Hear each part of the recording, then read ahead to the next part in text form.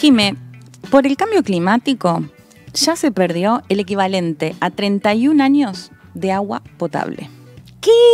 Sí, así lo dijo Celeste Saulo, que ella participó del Congreso Nacional de Agua que se realizó en Mar del Plata, y ella es secretaria de la Organización Meteorológica Mundial de Naciones Unidas. A ver, el número que hacen, el número que sacan, y ella lo explicó, dice que desde la década del 70, bueno, para acá todos los desastres naturales tuvieron que ver con el agua. Ya hablamos de inundaciones, de sequía, de destrucciones, entre otras cuestiones. Y el número, decía, que hacen es que se calcula que cada persona gasta 100 litros al día en lo que tiene que ver con la higiene, con la comida, entre otras cuestiones. Entonces, la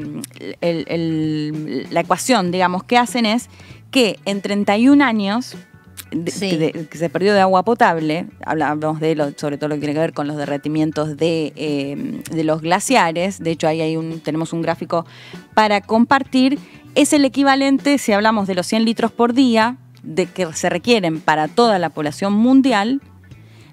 Lo que vemos en la cantidad de agua que se perdió es el equivalente a 31 años de agua que necesitamos como mundo. ¿Se entiende? ¡Wow! Lo compliqué un poco, pero a ver, no, se entiende. la cantidad de agua potable que ya se perdió, sí, debido justamente por el cambio climático al deshielo, agua que ya no va a ser potable, significa que vamos a tener 31 años menos de agua potable para la población entera, que se calcula en 100 litros por cada persona. Y ahí el gráfico que estamos compartiendo es el deshielo de los glaciares y, bueno, cómo vemos justamente esta pérdida de lo que tiene que ver con el espesor de estos glaciares, ¿no? Que se da justamente, o sea, si bien siempre hay un deshielo, en lo que está pasando con el cambio climático es que esto se da de manera acelerada, ¿no? Y que muchas veces va a los mares, bueno, deja de ser agua potable, y este es el dato, ¿no? Que equivale, por el cambio climático, que perdimos 31 años de agua potable para todo el mundo. Bueno, y en Argentina estos números también tienen su correlato. En Argentina apenas 7 millones de los casi 50 que somos no tienen acceso al agua, y 19 millones de los 50 que somos no tienen acceso a las cloacas. Así estamos viviendo en Argentina. Todo esto, como decías, Leti, se estuvo conversando en el Foro del Agua que se hizo en Mar del Plata, en donde participó la provincia y en donde vamos a tener algunas novedades, porque vamos a invitar a algunos de los expositores que estuvieron allí, sobre todo porque en nuestro país se está por privatizar la empresa que nos provee agua a todos los argentinos y argentinas, AISA, que es una empresa estatal recuperada durante el gobierno de Néstor Kirchner. Ahora va a volver a ser entregada a los privados, según anunciaron desde el gobierno nacional. Yo quiero ver quién viene a comprar AISA y cómo lo hacen. Todavía se habían mencionado algunas empresas, pero después se descartaron, así que no las vamos a mencionar. Pero todavía quedó en stand-by eso, justamente porque genera mucho rechazo pasar del agua como un derecho vital, sí, a una mercancía más, sí, que si no pagás, no tenés. Sí, de hecho, bueno, mencionaba a Celeste Saulo, que era quien traía justamente este número que impacte mucho, y ella le dedicó también una parte a la importancia de los estados controlando justamente este tipo de cuestiones, ¿no? Y pienso que importante que un bien como el agua, que es un derecho vital, esté en manos del Estado también, digo, que se pueda llegar a garantizar. Y también pasa mucho, llevándolo bien a tierra, digo, el agua, y los que tenemos la posibilidad de tener agua potable y demás, es algo que como estamos acostumbrados a tenerlo, no lo valoramos también, ¿no? Total.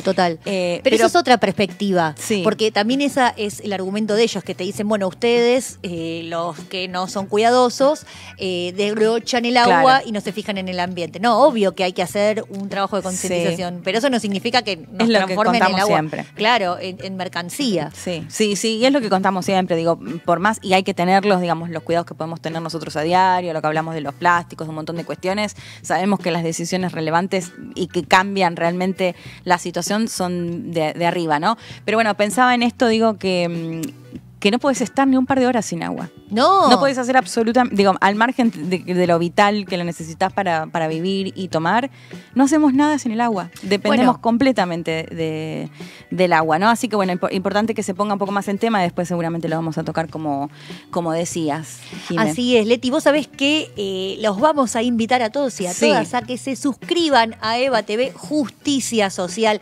Es nuestro subcanal, obviamente, que sigan a EVA TV en todas las plataformas y que además se suscriban, amigos, amigas, porque este es el canal de la comunidad organizada más grande del mundo. Sí, ahí lo están viendo, @EVA Justicia Social, y también que nos sigan en las redes sociales. Sí, a todas y a todos. De EVA y en nuestro programa, ahí está, ¿ves? @.pasando.ambientalismo. Me encanta. Y ahí subimos todos los programas, subimos todas las informaciones y subimos además los comentarios de ustedes que nos vienen bárbaro. Sí, totalmente. Y Jimé, bueno, te vamos a escuchar a vos primero, pero si te parece adelanto un poco que voy a contar después. Porfi. Traigo una investigación, una nota que se hizo en Mongabay, que está buenísima porque describe bien cómo fue todo.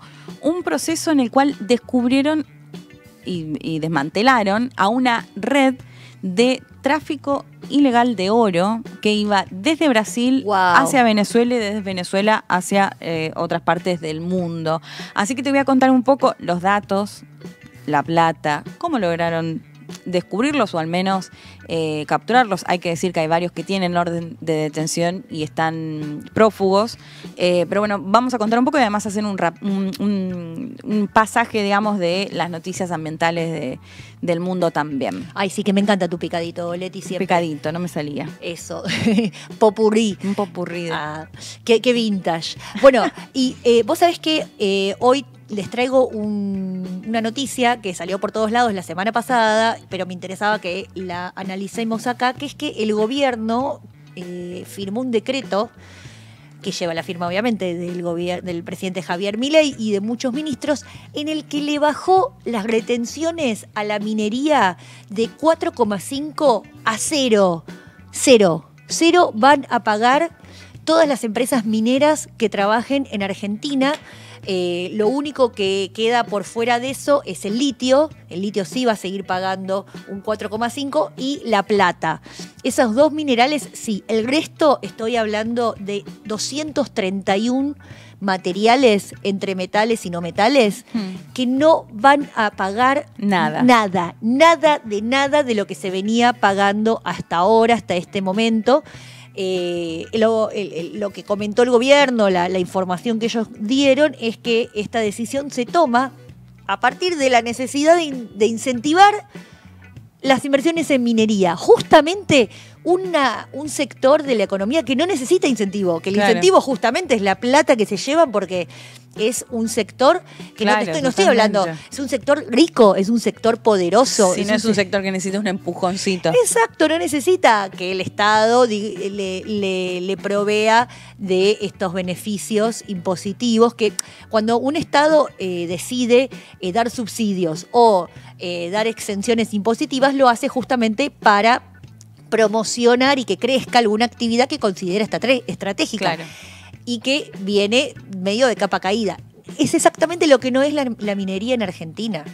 En Argentina, justamente a partir de la ley bases que sancionó el RIGI, este régimen de incentivo a las grandes inversiones, pero vos te lo ponés a escuchar y decís, no lo puedes creer, incentivo a las grandes inversiones. Vos tenés que incentivar a las chiquitas, las grandes ya son grandotas, no necesitan incentivo, pero bueno, este es el gobierno de los grandotes. Sí, y responde, digamos, a la filosofía del gobierno, ¿no? Exacto. Digo, porque venimos contando, bueno, justamente lo que buscan muchos países con agendas verdes es incentivar, por ejemplo, las energías renovables, fomentar tanto el uso de los empresarios como de los posibles consumidores, digo, cuando hablamos de los autos eléctricos y demás.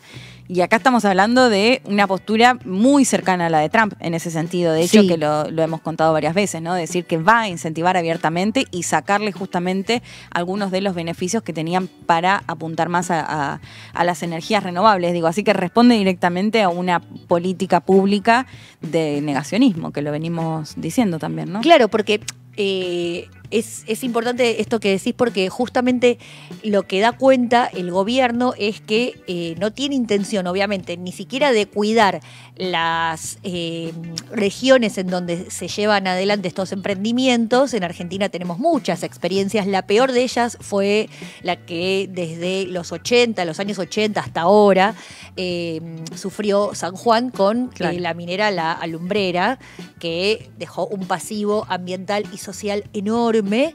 Eso como una mala experiencia. Y como una buena experiencia, porque este programa también siempre trata de contar estas cosas, tenemos la experiencia del pueblo de Famatina, en La Rioja, en donde todo el pueblo organizado logró que no se toque el cerro, que se llama Famatina, y que no se lo rompa, que no se lo destruya para la industria minera. O sea, hay experiencias de los dos tipos. Me parece importante destacar que efectivamente si un pueblo se organiza y lucha puede frenar este tipo de emprendimientos que lo que hace justamente es el principal problema, además de la contaminación del aire y del agua, es la cantidad de agua que necesita, que requiere para poder llevar adelante esa actividad económica. Y en el RIGI hay un artículo muy peligroso. Hablando del agua, exacto, muy peligroso, porque lo que dice es que cualquier empresa que venga bajo ese régimen, lo que puede hacer es tener prioridad en el uso de un insumo estratégico por sobre la población local. Insumo estratégico, el agua. Claro. O sea, si viene una minera y necesita el agua para llevar adelante su actividad económica y le saca el agua a la población local, lo lamento. Tienen prioridad. Tiene prioridad. Es tremendo. Para eso tienen el RIGI. Para eso se votó la ley bases con todos los diputados, diputadas, senadores, senadoras que votaron a favor de esta ley que le da prioridad a estas megaempresas por sobre las poblaciones locales en el uso del agua. O sea, si vos como ciudadana te podés quedar sin agua porque la empresa que está ahí en tu barrio se la lleva toda para su producción. Y otro de las grandes paradojas de esta decisión es que, viste que el gobierno de Milei todo el tiempo te está diciendo no hay plata. Sí. Bueno, sí, la hay. Te digo exactamente cuánto va a dejar de cobrar la AFIP, el ARCA, ahora a partir de esta decisión. Son en total 566.942 millones de pesos que Argentina deja de recaudar en un momento de ajuste fiscal, de ajuste sobre los distintos sectores sociales que los vemos todo el tiempo en la calle peleando por distintas necesidades, pero los va a dejar de cobrar. O sea, no necesita la plata argentina para llevar adelante el país. ¿Por qué? Porque ahora de 4,5 que se le cobraba, que ya era bastante bajo, estábamos regalados, ahora se les va a cobrar 0 a este sector. Y encima lo que trajo como consecuencia, además, es que, o sea, primero pasó muy desapercibido, o sea, por eso me interesó traerlo hoy acá. Sí. O sea, se bajaron a 0 las retenciones de la minería. Y no fue noticia. No fue noticia. Y el único sector que salta para quejarse es el campo. Las entidades ruralistas salieron a decir, nosotros porque nosotros también tenemos retenciones, claro. Esa fue la única repercusión política económica que hubo en este país a partir de la quita de retenciones. Yo entiendo que nos está pasando de todo, que nos están tirando con de todo, pero el problema es que justamente pasa eso. Está la lucha de los jubilados, la lucha de los estudiantes, la lucha de las personas con discapacidad, todo por separado, y no se vincula ese problema social, esa falta de garantía de los derechos sociales que tenemos, con la quita de retenciones, la quita de impuestos. En realidad se llama en realidad son derechos a la exportación. Retenciones es un nombre político. O sea, retenciones quiere decir que te retienen parte de lo que vos vendés. Sí, no, son derechos de exportación. Vos podés exportar, vos sos exportador, sos un empresaria exportador, gracias a que tenés un Estado que te permite llevar adelante el comercio exterior. Vos solita, con tu alma, no le podés vender nada a nadie, a ningún país. Me hiciste acordar cuando Milei estaba en el debate, ¿no? Que decía que lo iban a hacer de persona a persona. Claro. Y decían, ay, sí, ya me veo negociando ahí con alguien en Beijing, diciéndole voy a llevar mi producción.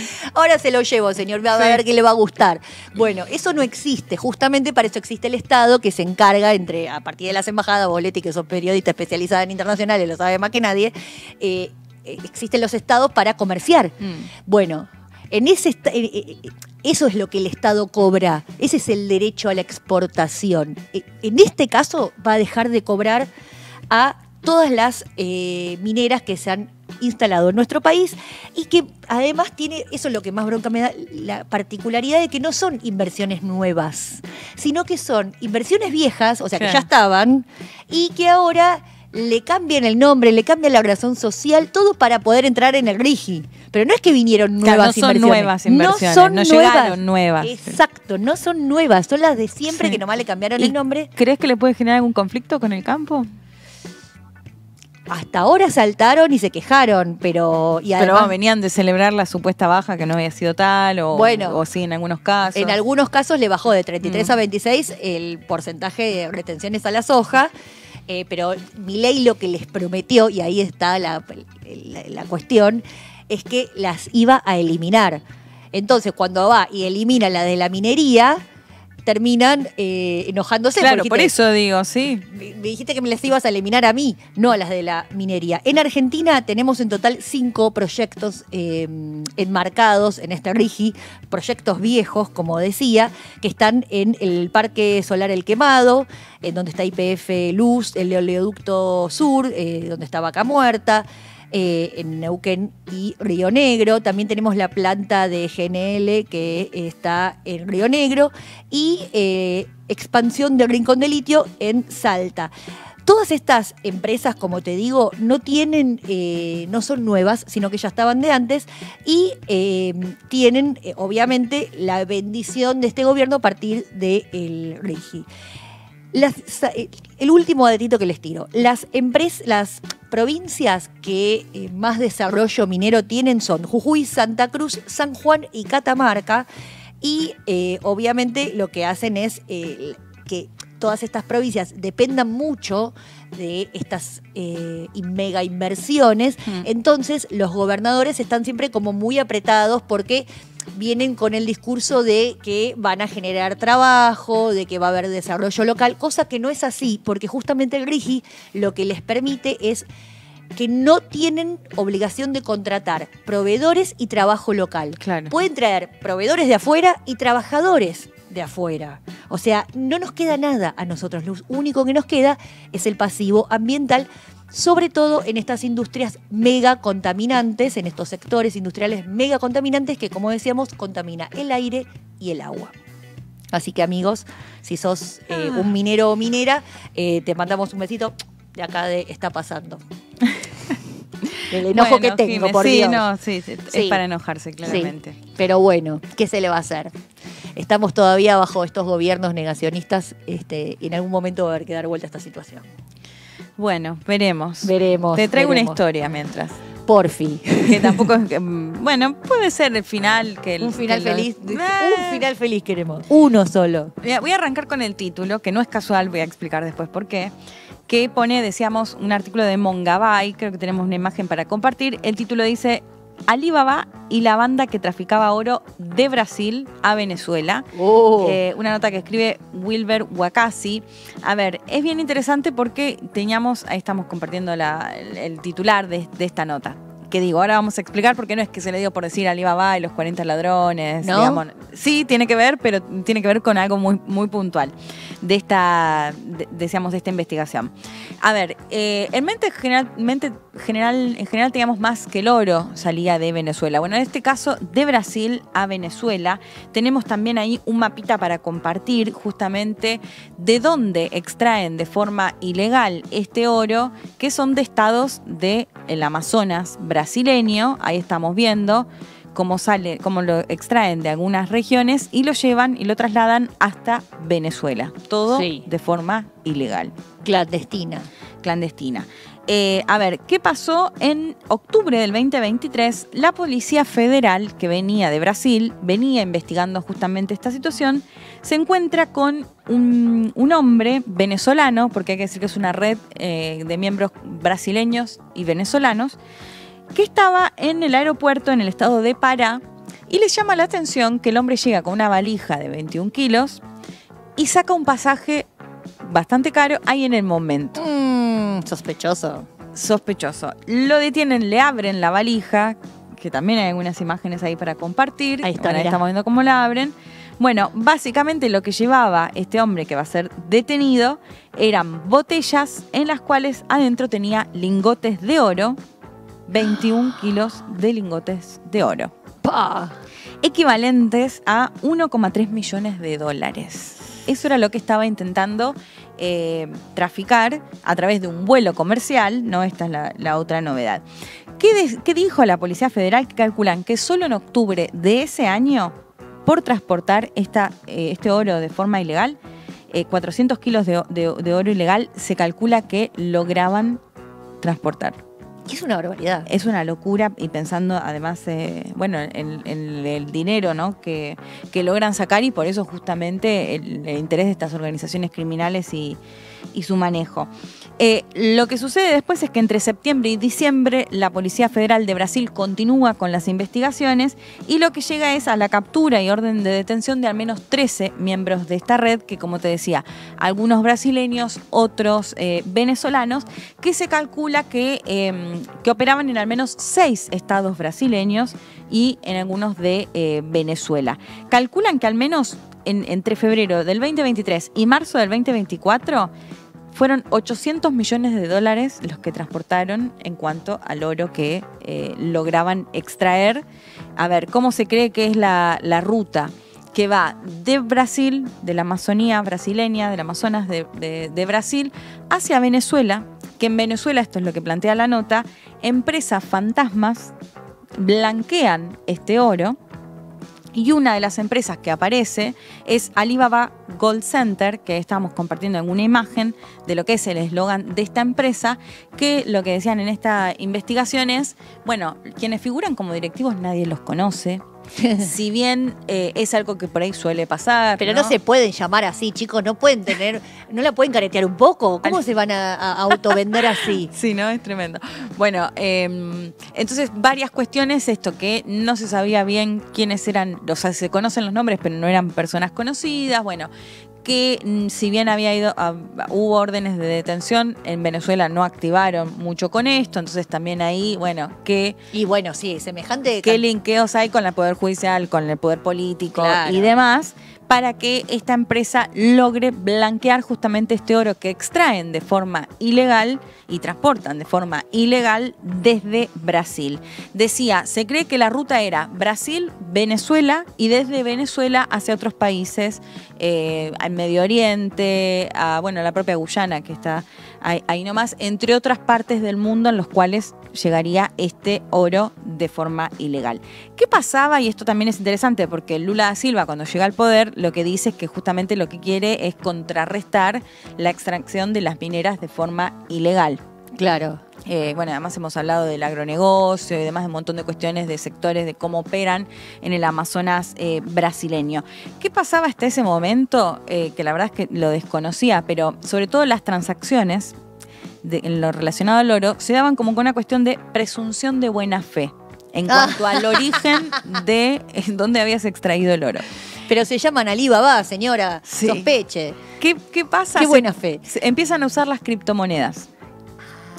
Y esto es interesante porque esto también nos recuerda el caso argentino actualmente. Siempre pongo mucho de ejemplo el caso de Ecuador, que es un país que está dolarizado, que el narcotráfico y la inseguridad actualmente tienen unos números que asustan y mucho, y nos faltan los analistas que vinculan justamente la llegada del narcotráfico a la facilidad que garantiza dolarizar para el lavado de dinero, además de flexibilizar en un montón de cuestiones y controles a la economía, y la llegada justamente del crimen organizado, ¿no? Y esto se habla en Argentina. Bueno, ¿qué pasa cuando se flexibiliza? ¿Qué pasa cuando hay un Estado que no controla, que no regula y demás? Bueno, es un terreno fértil para organizaciones criminales. Entonces, en este sentido, lo que planteaban y lo que yo decía de Lula, que había dicho que iba a contrarrestar, lo que hace es que estos intercambios que se vieron, digamos, les otorgó más facilidad el hecho de las criptomonedas, o sea, que no haya una regulación fuerte detrás. Lo que hizo Lula fue que estas criptomonedas estén, digamos, bajo la regulación del Banco Central. Claro, eso es clave. Sí. Es la autoridad monetaria. Exactamente, para que, bueno, tengan alguna especie, mínimamente un tipo de regulación y que no les resulte tan fácil extraer algo que ya sabemos que sucede, que hay minería ilegal, el poder que ejercen, el miedo que ejercen también, y bueno, que justamente sea bajo un control que puedan ver cómo se dan estas transacciones. Así que bueno, quería traer esta historia porque me parecía bien interesante de algo que se da y que lo podríamos trasladar incluso a otros países y a otros sectores sí, de hecho, del agronegocio también, sí.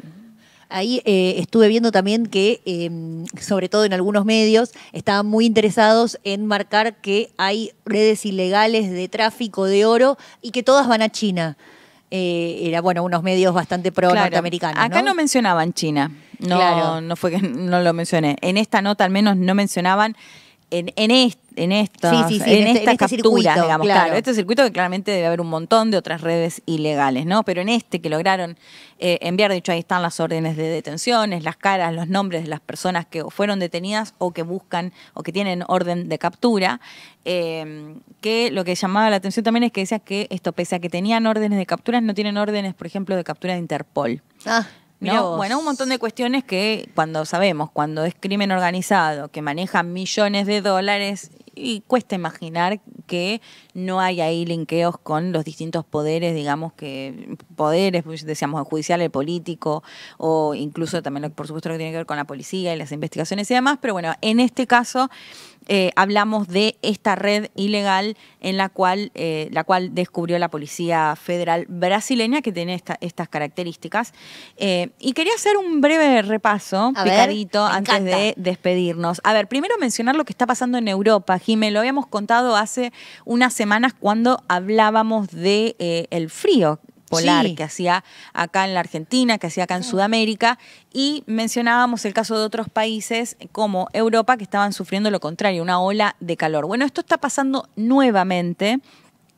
Ahí estamos compartiendo algunas imágenes. No, es mi peor pesadilla. Sí, de lo que están haciendo para ver esto, mira cómo están vestidas para evitar el sol. No se puede vivir así. No se puede. Más de 42 grados llegaron a tener algunos países. Y además la otra contracara, hablamos de países desde Francia, Portugal, España, varios más, que están con alerta, o sea, varios de ellos que están con alerta roja por los grados de calor, esta ola de calor intensa que está viviendo, que además en el caso español varias regiones que están con incendios también muy, muy fuertes, bueno, vinculados justamente a esta ola de calor que mencionábamos.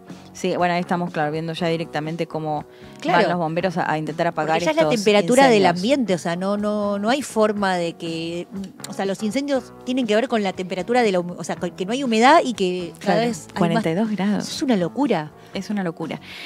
Bueno, otra noticia que quería traerles es, a ver, una nota que, mira, esta también justo es de Mongabay, que me pareció bien interesante, que habla de la cantidad de ambientalistas que son criminalizados, ¿no? Sí. Lo hemos contado en otro momento, que incluso Latinoamérica es la región con más homicidios y asesinatos de dirigentes ambientales, pero en este caso el número que llega a la Coordinadora Nacional de Derechos Humanos es que entre el 2000 y el 2024 en Perú al menos 733 personas tuvieron alguna causa o fueron criminalizados por cuestiones de derechos humanos y ambientales, mayoritariamente ambientales. Y en ese sentido quería dejar esta frase que me gustó mucho, que dice: nosotros reclamamos porque están matando a nuestros animalitos y por la contaminación. Cuando hemos reclamado, por eso nos han denunciado. Esto es lo que dice una lideresa indígena de la comunidad de Urinsaya, en la provincia de Espinar, en Cusco. Desde hace más de 5 años enfrenta un proceso junto a otros 9 defensores ambientales que protestaron en contra de una minera. Bueno, me parecía interesante, ¿no? Porque contando justamente cuál era su crimen, su delito, bueno, defender a sus animales, defender a su tierra. Y contra una minera, o sea, es que es muy interesante porque en Argentina también hay mucha criminalización a los ambientalistas antiminería, en particular este año en Mendoza metieron presos a 3 personas, después las liberaron, pero a una le pusieron una condena de 3 años de cárcel en ejecución. O sea que vamos a ver si lo tiene que cumplir de manera efectiva o no. este año en Argentina, luchando contra la minería en Mendoza. O sea, están todo el tiempo ese límite entre la vida de las personas y la rentabilidad de las empresas, en todo el mundo, en todos los países. Totalmente, y te dejo esta breve para terminar. En el Reino Unido, una empresa de carbón denunció al gobierno. ¿Por qué lo denunció? Porque en realidad hubo un fallo de la justicia en septiembre del año pasado que no dejó o suspendió el trabajo de la mina de carbón. ¿Por qué? Básicamente, ¿a qué dio lugar la justicia? Bueno, fue al pedido de dirigentes ambientalistas que lo que decían es que no se estaba contemplando los daños climáticos que iba a causar. Esta mina, que iba a ser la primera en 30 años, digamos, la primera empresa de carbón nueva en funcionamiento en el Reino Unido en 30 años. Veremos cómo avanza esta denuncia que hace justamente esta empresa de carbón, pero habían ganado una batalla importantísima previa, justamente esto, por decir que la empresa lo que no había puesto era los daños climáticos que iba a generar. Claro. ¿Lo ocultó? Justamente la mina. Sí, lo ocultó, digamos. Lo ocultó, sí. Lo ocultó y bueno, esa fue la sentencia judicial. Ahora la empresa quiere revancha, pero bueno, veremos, porque como te decía, la primera mina de carbón en 30 años en este caso. Ahora, Leti, qué increíble, Europa tan atada al carbón todavía. Estamos en la Edad Media ahí, en ese continente. Sí, y de hecho, bueno, la Unión Europea, que incluso en su presupuesto ahora nos suma un proyecto que se llama LIFE, que tenía que ver también con cuestiones ambientales. Lo hemos contado, también la llegada de la ultraderecha al Parlamento. ¿Y qué significa eso? Porque es una ultraderecha que niega el cambio climático y que dice, bueno, genera más gastos para los empresarios y demás. Eso es un poco la postura que tienen y que puede llegar a generar en una Europa que se planteaba, ¿no? como con agenda verde y demás, o como la cuestión ambiental entre el eje central. Sí, incluso para negociar con otros países. Sí, de hecho, las exigencias. La negociación entre el Mercosur y la Unión Europea estaba trabada justamente por eso. Sí. Pero bueno, ellos siguen usando carbón y después nos dicen a nosotros que tenemos que hacer la transición energética, cómo tenemos que hacer nuestra propia transición energética cuando Argentina tiene gas desde mitad del siglo pasado. Ay, qué grave todo. Bueno, Jimé Fuerte, si te parece, nos encontramos el próximo domingo para seguir compartiendo cosas lindas, indignándonos también un poco, ¿por qué no? Sí, pero en comunidad. Sí. Las dos cosas, las buenas y las malas, pero en comunidad. Se hace más pasajero. Así es, así que síganos y nos vemos la semana que viene, amigos y amigas. Adiós. Chau, chau.